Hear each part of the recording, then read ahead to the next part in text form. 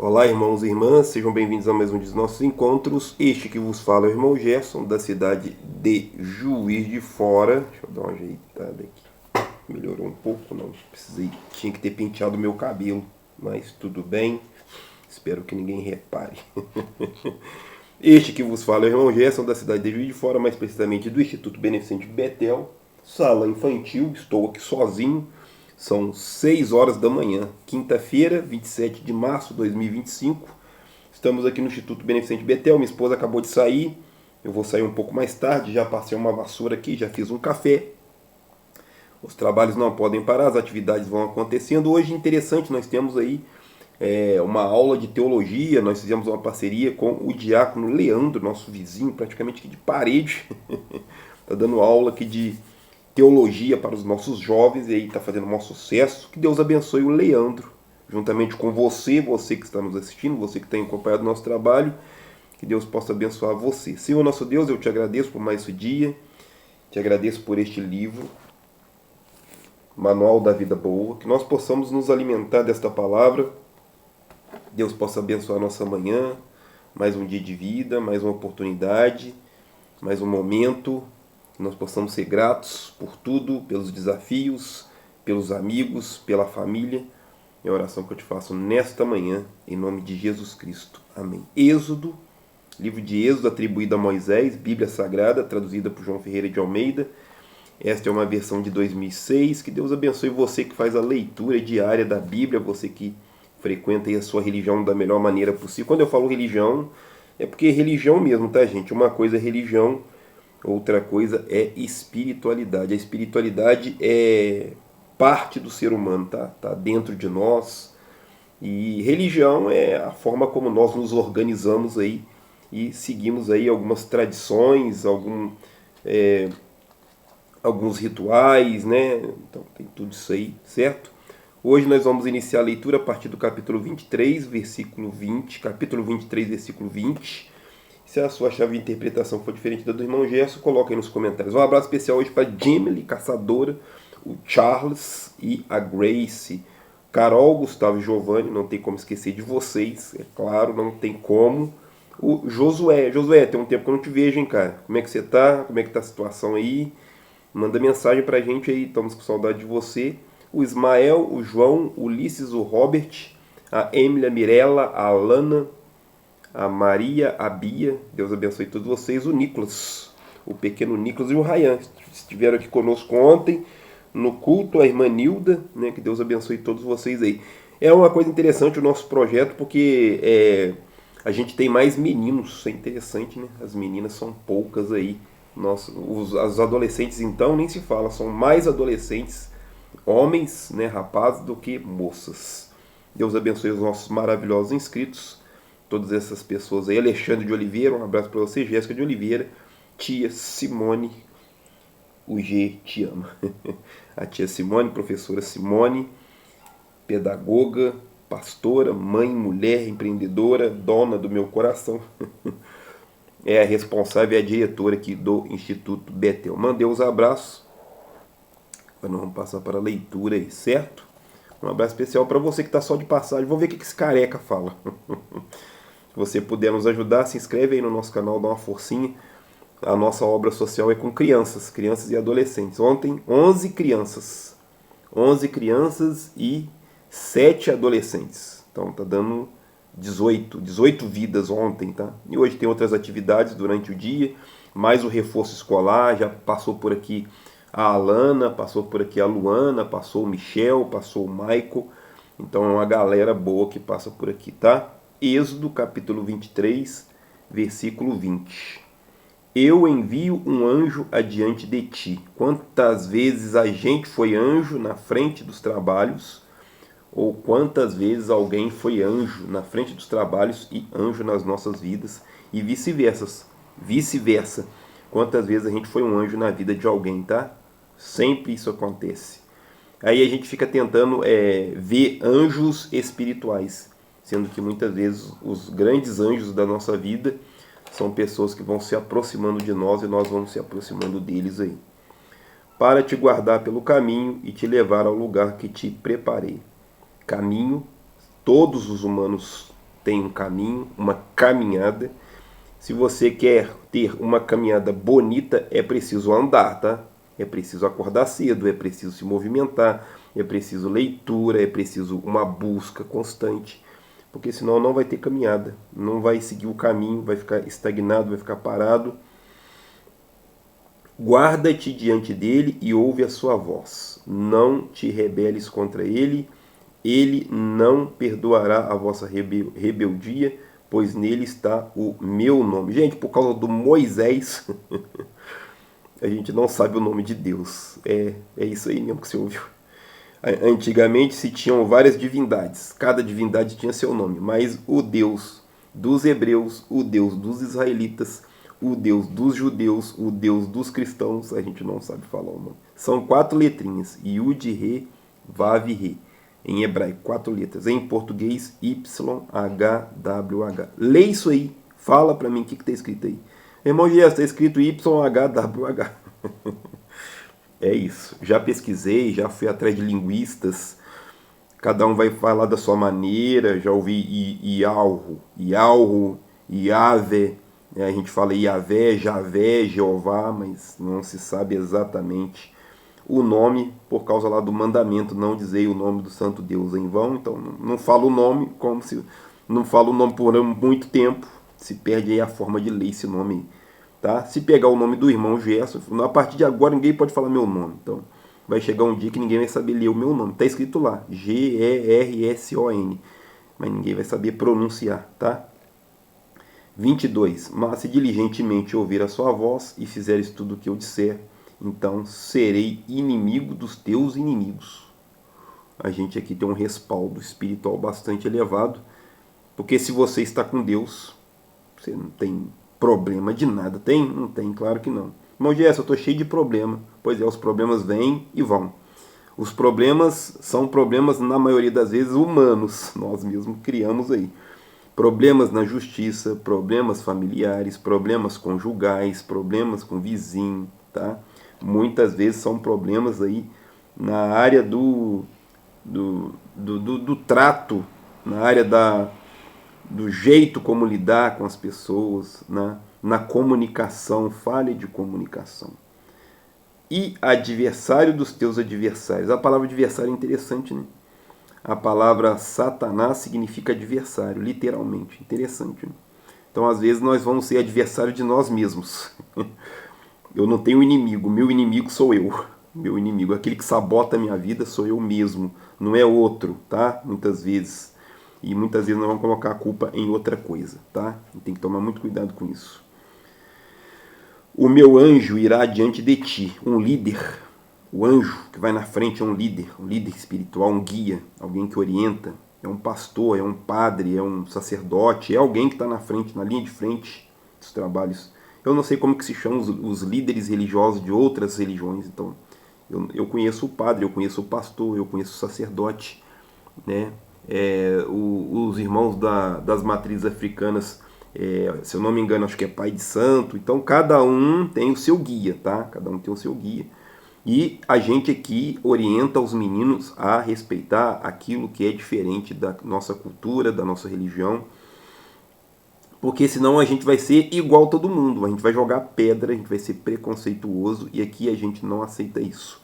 São orientados, tá, a respeitar aquilo que não conhece. Se eu não conheço, eu não tenho como julgar, então eu tenho que suspender o juízo. Eu não posso julgar, não conheço, então eu tenho que ficar quieto. E te levará aos amorreus, os heteus, os fariseus e os cananeus, aos heveus e os jebuseus, e os destruirei. Isso vai dar um problema, porque se você entende que a terra de Canaã é a terra prometida, e se lá tem povos, isso vai arrumar um problema, certo? Ô irmão Gerson, é mesmo, né? Pensa quando os europeus chegaram aqui no local onde estamos, onde hoje se chama Brasil. Tinha gente aqui. Isso aqui não foi descoberto. Os livros de história estão todos errados. Como você descobre algo que já está lá, né? Já tem gente lá tomando conta, né? Você tem sua casa, você está dentro da sua casa, De repente alguém bate no seu portão e fala, olha, encontrei uma casa, vou pegar para mim. Ué, mas eu tô aqui. Não tem lógica, tem? Claro que não tem, tá? Então vai dar muitos problemas, muito. É guerra em cima de guerra, tá? O negócio é feio. Não te inclinarás diante dos seus deuses. A palavra deuses é porque é uma época em que tudo era deuses. Isso aqui para mim poderia ser um deus, um marcador de texto, um marcador de Bíblia, né? O deus da escrita, sei lá, o deus lagosta, o deus carimbo, tudo podia ser o deus da metragem. Então tudo, qualquer coisa poderia ser um ídolo, tá? Nem os ouvirás, nem farás conforme as suas obras. Que obras? Aquilo que a gente faz é considerado uma obra. Nosso instituto, que trabalha com crianças e jovens, é uma obra social, certo? Antes os destruirás totalmente, quebrarás de todas as suas colunas. Por que colunas? Coluna era uma espécie de poste, né? Uma espécie de sinal, uma espécie de algo que eu via e eu entendia que aquilo ali era uma divindade. Um exemplo muito claro são os egípcios. Quando o egípcio tinha lá uma estátua do deus Ra, a Ísis, qualquer um desses aí, ele não via uma estátua, ele via a própria divindade. O faraó, ele olhava para o faraó, ele não via um homem de carne e osso, ele via ali o próprio deus dos egípcios, tá? Então, nós estamos falando dessa época aí, 1000 e poucos anos, 1500 anos antes de Cristo. Então, são coisas muito antigas aí, tá? Provavelmente os livros de Moisés, que são atribuídos a Moisés, eles são mais antigos do que os próprios filósofos gregos, tá? Provavelmente são mais antigos aí. O Platão, o Sócrates, o Platão e o Aristóteles, se eu não me engano ali, uns 450, uns 500 anos antes de Jesus Cristo. Então isso aqui é muito mais antigo aí, tá? Servireis ao Senhor vosso Deus. Que Deus? O YHWH. Não sei falar o nome, ninguém sabe, vão falar um monte de coisa, né? Eu sempre bato nessa tecla, porque é a realidade.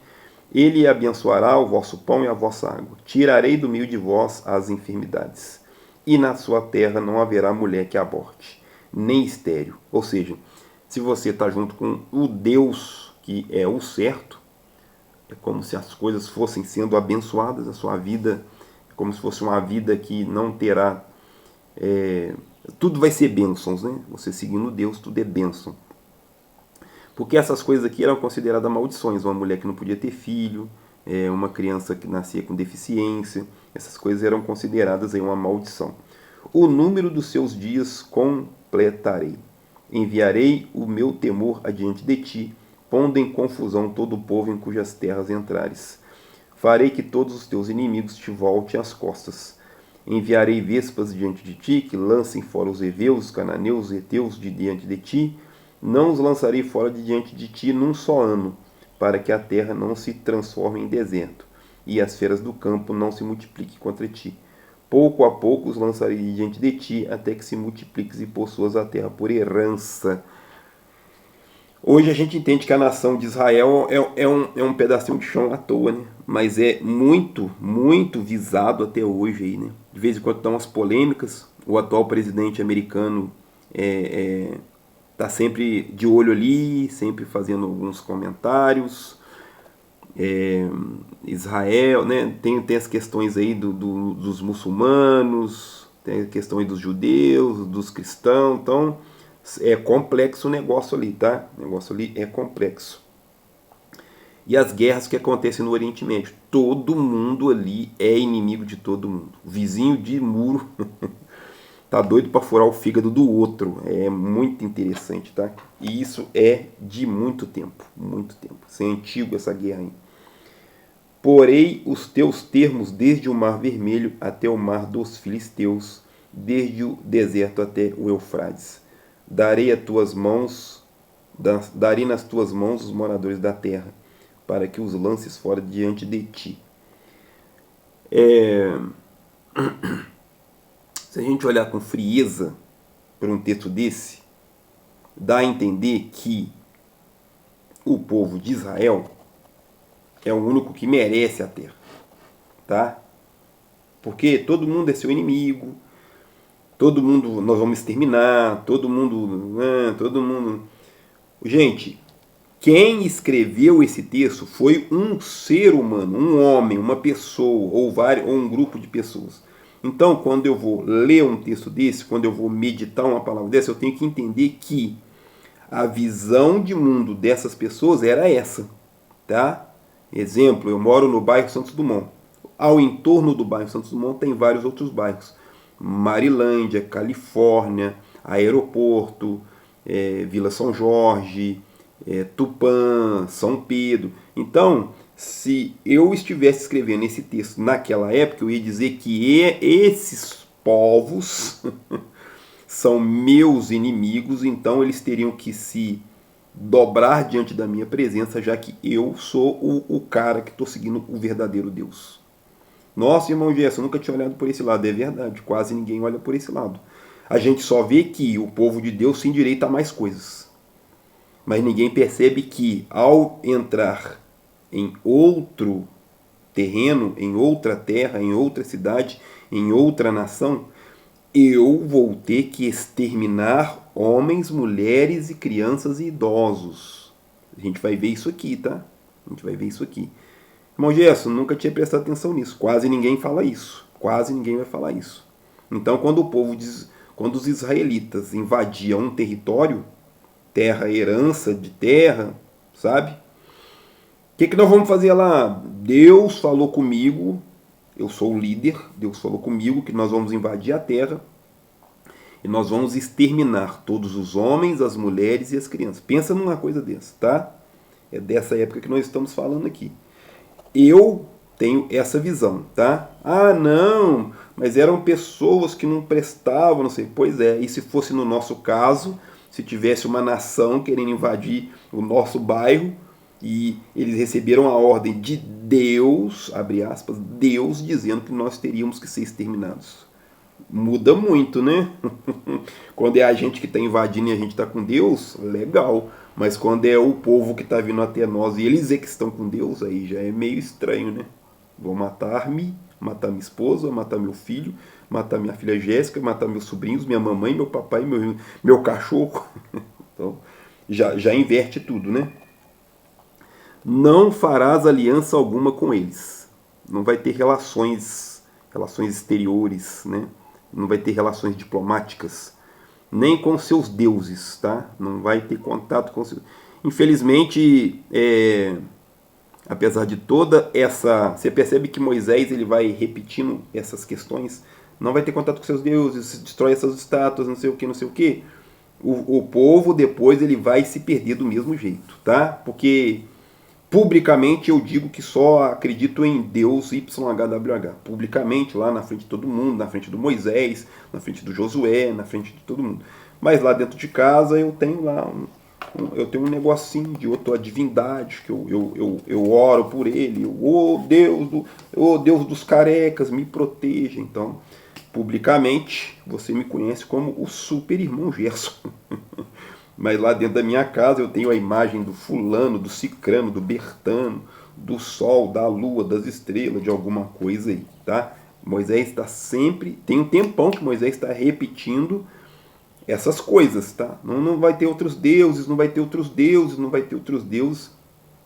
Ele repete isso em todos os livros aí até o fim. Na tua terra não habitarão para que não te façam pecar contra mim, porque se servireis aos seus deuses, mais uma vez, ó, isso te será um laço. Mais uma vez vai falar dos deuses, outros deuses. Êxodo capítulo 24. Depois disse a Moisés: sobe ao Senhor, tu e Arão, Nabade e Abiú, e 70 dos anciãos de Israel. Adorai de longe, e só Moisés se chegará ao Senhor, os outros não chegarão, e o povo não subirá com ele. Então, foi selecionado algumas pessoas, o Arão com seus 2 filhos, o Moisés, 70 anciãos, iam ficar até um certo local, mas quem tinha a conexão era Moisés, tá? Moisés aqui é como, eu usei essa analogia, eu vou usar de novo. Moisés é como se fosse o WhatsApp. Não, minto. Moisés é como se fosse o smartphone, né, que chega a mensagem para ele e ele transmite para o povo. Deus manda a mensagem de WhatsApp para o Moisés. Moisés olha lá a mensagem, olha, Deus mandou falar isso aqui, né? É isso, tá? A grosso modo, é só para a gente entender. Então Moisés é que tinha esse incumbido dessa tarefa aí de entender e interpretar o que Deus queria. Então a gente percebe que há um grande problema, né? Porque só Moisés entende, só Moisés fala, só Moisés escuta. Tanto é que o povo vai reclamar sempre sobre isso. Por que só Moisés? Porque eu também não posso. E vão acontecendo situações, momentos, eventos em que essas questões vão sendo rebatidas, debatidas o tempo todo, aí, até por parentes de Moisés aí, tá? Veio, pois, Moisés, relatou ao povo todas as palavras do Senhor e todos os estatutos. Aqui já usa a palavra estatutos. Moisés já está preparando aí todas essas regras de conduta. E o povo respondeu a uma voz: tudo o que o Senhor falou faremos. Será? Será? Nós temos aí, o manual está na nossa mão. A gente consegue fazer tudo que está aqui? Parece que não. Moisés escreveu todas as palavras do Senhor e, tendo-se levantado pela manhã de madrugada, edificou um altar ao pé do monte. 12 colunas, segundo as 12 tribos de Israel. Gente, era mais gente, tá? Ficou como 12, mas... Exemplo, Jacó tinha uma filha, a Diná. Diná não foi considerada tribo, tá? José teve 2 filhos, os 2 filhos entrou no lugar dele, Efraim e Manassés, se eu não me engano. Então não são 12, tá? Coloca como 12, mas na verdade não dá 12. Era para ser 13, 12, 13, 14. Uns 15, tá? Então assim, aceita-se como 12 porque o número 12 significa totalidade, 12 tribos, então, mas, né, ficou meio estranho, meio misturado aí. Então enviou alguns jovens dos filhos de Israel, aos quais ofereceram holocaustos, sacrificaram ao Senhor sacrifícios pacíficos de novilhos. Alguém sempre vai se dar mal nessas histórias, né? Aqui eram sacrificados animais aí. Tomou Moisés a metade do sangue, pôs em bacias, e outra metade do sangue e espargiu sobre o altar. Tinha essa cerimônia aí de sangue, né? Devia ser um negócio para eles normal, né? Para hoje você entrar numa igreja e chegar lá, tem um novilho, tem um animal, tem qualquer bicho em cima do altar. E o sacerdote, o pastor, o padre, seja lá quem for, corta aquele bicho lá na sua frente. Ia ser um negócio bastante bizarro, né? Hoje, atualmente falando. E depois jogaria o sangue nas pessoas, né? Seria um negócio bastante estranho aí hoje, tá? Mas nesse tempo era muito normal. Tomou Moisés a metade do sangue. Ah, tá, isso aqui eu já li. Então tomou o livro da aliança. Percebe que aqui já existe um livro. Moisés já estava compilando aí as leis, as regras, os estatutos. Livro da aliança, que já tem um algo escrito. Umas regras já estão sendo formuladas aqui.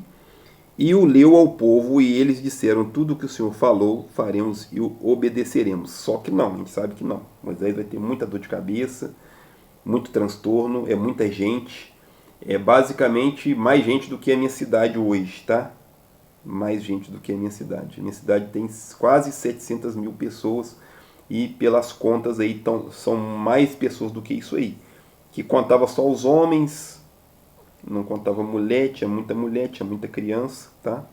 Tomou, pois, Moisés aquele sangue, aspergiu sobre o povo. Olha o ritual, tá? Jogava sangue no povo, né? Este é o sangue da aliança que o Senhor fez conosco no tocante a todas as palavras. Da onde se vem isso? Onde você já viu isso? O sangue da nova e eterna aliança, Novo Testamento, sangue de Jesus Cristo. Já ouviu falar sobre isso? Claro que já. Se você frequenta alguma igreja cristã, você já ouviu falar isso aí. Esse é o sangue da nova e eterna aliança. Você já ouviu falar sobre isso aí? Santa Ceia, já ouviu falar? Pois é. Subiram Moisés e Arão, Nadab e Abiú, 70 sacerdotes, anciãos de Israel, viram o Deus de Israel. Debaixo de seus pés havia como que uma calçada de pedra de safira, que parecia como o céu na sua claridade. Mas Deus não estendeu a sua mão contra os escolhidos dos filhos de Israel. Eles viram a Deus e comeram e beberam. Viram como? Dessa maneira que você acabou de ver aí. Viram o Deus de Israel, debaixo de seus pés havia como uma calçada de pedra de safira. Eles não conseguiram especificar como que eles viram esse Deus. Simplesmente falaram que viram uma calçada de safira, que se parecia como o céu na sua claridade. O céu claro, já viu o céu quando está clarinho, é bonito, né? Mas Deus não estendeu a mão contra seus escolhidos. Então disse o Senhor a Moisés: sobe a mim no monte, espera ali, e dar-te-ei tábuas de pedra e a lei e os mandamentos que escrevi para os ensinares. Sabe os mandamentos? Moisés já tem um livro. É interessante que ele já está vindo de um processo de estar estabelecendo esses estatutos, essas regras, e agora está sendo dito para ele subir no monte, que ele vai descer com duas placas de pedra, escrito com algumas regras, os 10 mandamentos, né? Levantou-se Moisés com Josué, seu servidor, subiu ao monte de Deus. Disse Moisés aos anciãos: esperai-nos aqui até que os faremos a vós. Arão e Hur ficam conosco, e quem tiver alguma questão se chegará a eles. Tendo Moisés subido, a nuvem cobriu o monte, e a glória do Senhor repousou sobre o monte Sinai. A nuvem o cobriu por 6 dias, e ao 7º dia chamou Deus a Moisés do meio da nuvem. Aos olhos dos filhos de Israel, a glória do Senhor era como um fogo consumidor no cume do monte. Então Moisés entrou na nuvem, depois que subiu ao monte, e lá permaneceu 40 dias e 40 noites.